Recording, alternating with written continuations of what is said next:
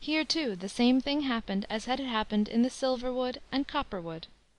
The Bull told the King's daughter she mustn't touch it for anything, for there was a Troll with 9 heads who owned it, and he was much bigger and stouter than both the others put together, and he didn't think he could get the better of him. No, she'd be sure to take heed not to touch it, that he might know very well. But when they got into the wood, it was far thicker and closer than the silver wood, and the deeper they went into it the worse it got. The wood went on, getting thicker and thicker, and closer, and at last she thought there was no way at all to get through it. She was in such an awful fright of plucking off anything that she sat and twisted and turned herself this way and that, and hither and thither, to keep clear of the boughs, and she put them on one side with her hands, but every moment the branches struck her across the eyes, so that she couldn't see what she was clutching at, and lo! before she knew how it came about, she had a golden apple in her hand. Then she was bitterly sorry, and she burst into tears, and wanted to throw it away. But the Bull said she must keep it safe and watch it well, and comforted her as well as he could, but he thought it would be a hard tussle, and he doubted how it would go. Just then up came the Troll with the 9 heads, and he was so ugly the King's daughter scarcely dared to look at him. "Who is it that touches my wood?" he roared. "It's just as much mine as yours", said the Bull. "That we'll try a fall about", roared the Troll again. "Just as you choose", said the Bull, and so they rushed at one another and fought, and it was such a dreadful sight the King's daughter was ready to swoon away. The Bull gored out the Troll's eyes, and drove his horns through and through his body, till the entrails came tumbling out, but the Troll fought bravely, and when the Bull got one head gored to death, the rest breathed life into it again, and so it lasted a whole week before the Bull was able to get the life out of them all. But then he was utterly worn out and wretched; he couldn't stir a foot, and his body was all one wound. He couldn't so much as ask the King's daughter to take the horn of ointment which hung at the Troll's belt, and rub it over him, but she did it all the same, and then he came to himself by little and little, but they had to lie there and rest 3 weeks before he was fit to go on again. Then they set off at a snail's pace, for the Bull said they had still a little further to go, and so they crossed over many high hills and thick woods. So after a while they got upon the fells. "Do you see anything?" asked the Bull. "No, I see nothing but the sky and the wild fell", said the King's daughter. So when they clomb higher up, the fell got smoother, and they could see further off. "Do you see anything now?" asked the Bull. "Yes, I see a little castle far, far away", said the Princess. "That's not so little, though", said the Bull. After a long, long time they came to a great cairn, where there was a spur of the fell that stood sheer across the way. "Do you see anything now?" asked the Bull. "Yes, now I see the castle close by", said the King's daughter, "and now it is much, much bigger." "Thither you're to go", said the Bull. "Right underneath the castle is a pigsty, where you are to dwell. When you come thither you'll find a wooden cloak, all made of strips of lath. That you must put on, and go up to the castle, and say your name is Katie Woodencloak, and ask for a place. But before you go you must take your penknife and cut my head off, and then you must flay me, and roll up the hide, and lay it under the wall of rock yonder, and under the hide you must lay the copper leaf, and the silver leaf, and the golden apple. Yonder up against the rock stands a stick, and when you want anything you've only got to knock on the wall of rock with that stick." At first she wouldn't do anything of the kind, but when the Bull said it was the only thanks he would have for what he had done for her, she couldn't help herself. So, however much it grieved her heart, she hacked and cut away with her knife at the big beast, till she got both his head and his hide off, and then she laid the hide up under the wall of rock, and put the copper leaf, and the silver leaf, and the golden apple inside it. So when she had done that, she went over to the pigsty, but all the while she went she sobbed and wept. There she put on the wooden cloak, and so went up to the palace. When she came into the kitchen she begged for a place, and told them her name was Katie Woodencloak. Yes, the cook said, she might have a place. She might have leave to be there in the scullery, and wash up, for the lassie who did that work before had just gone away.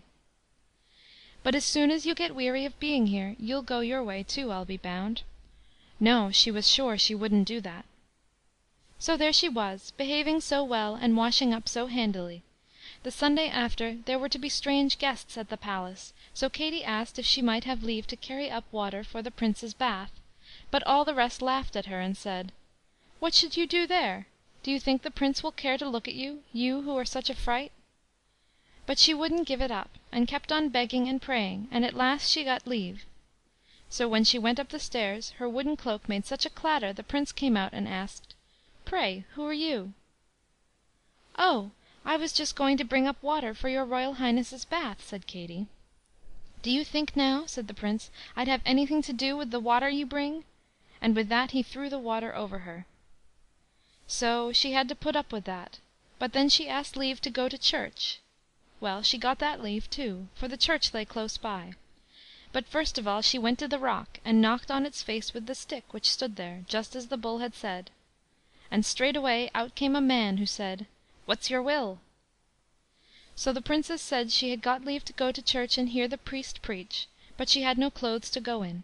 So he brought out a kirtle, which was as bright as the copper wood, and she got a horse and saddle beside. Now, when she got to the church, she was so lovely and grand, all wondered who she could be, and scarce one of them listened to what the priest said, for they looked too much at her. As for the Prince, he fell so deep in love with her, he didn't take his eyes off her for a single moment. So as she went out of church, the Prince ran after her, and held the church door open for her, and so he got hold of one of her gloves, which was caught in the door. When she went away and mounted her horse, the Prince went up to her again, and asked whence she came. "Oh, I'm from Bath", said Katy, and while the Prince took out the glove to give it to her, she said: "Bright before and dark behind, clouds come rolling on the wind, that this Prince may never see where my good steed goes with me." The Prince had never seen the like of that glove, and went about far and wide, asking after the land whence the proud lady, who rode off without her glove, said she came, but there was no one who could tell where Bath lay. Next Sunday some one had to go up to the Prince with a towel. "Oh, may I have leave to go up with it?" said Katy. "What's the good of your going?" said the others. "You saw how it fared with you last time." But Katy wouldn't give in; she kept on begging and praying till she got leave, and then she ran up the stairs, so that her wooden cloak made a great clatter. Out came the Prince, and when he saw it was Katy, he tore the towel out of her hand and threw it into her face. "Pack yourself off, you ugly Troll", he cried. "Do you think I'd have a towel which you have touched with your smutty fingers?" After that the Prince set off to church, and Katy begged for leave to go too. They all asked what business she had at church, she who had nothing to put on but that wooden cloak, which was so black and ugly. But Katy said the priest was such a brave man to preach, what he said did her so much good, and so she at last got leave. Now she went again to the rock and knocked, and so out came the man, and gave her a kirtle far finer than the first one; it was all covered with silver, and it shone like the silver wood, and she got besides a noble steed, with a saddle cloth broidered with silver, and a silver bit. So when the King's daughter got to church, the folk were still standing about in the churchyard, and all wondered and wondered who she could be, and the Prince was soon on the spot, and came and wished to hold her horse for her while she got off. But she jumped down and said there was no need, for her horse was so well broke, it stood still when she bid it, and came when she called it. So they all went into church, but there was scarce a soul that listened to what the priest said, for they looked at her a deal too much, and the Prince fell still deeper in love than the first time. When the sermon was over, and she went out of church, and was going to mount her horse, up came the Prince again, and asked her whence she came.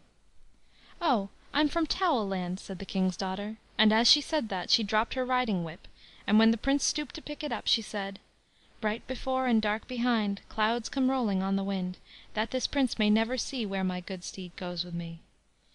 So away she was again, and the Prince couldn't tell what had become of her. He went about far and wide, asking after the land whence she said she came, but there was no one who could tell him where it lay, and so the Prince had to make the best he could of it. Next Sunday some one had to go up to the Prince with a comb. Katy begged for leave to go up with it, but the others put her in mind how she had fared the last time, and scolded her for wishing to go before the Prince, such a black and ugly fright as she was in her wooden cloak. But she wouldn't leave off asking till they let her go up to the Prince with his comb.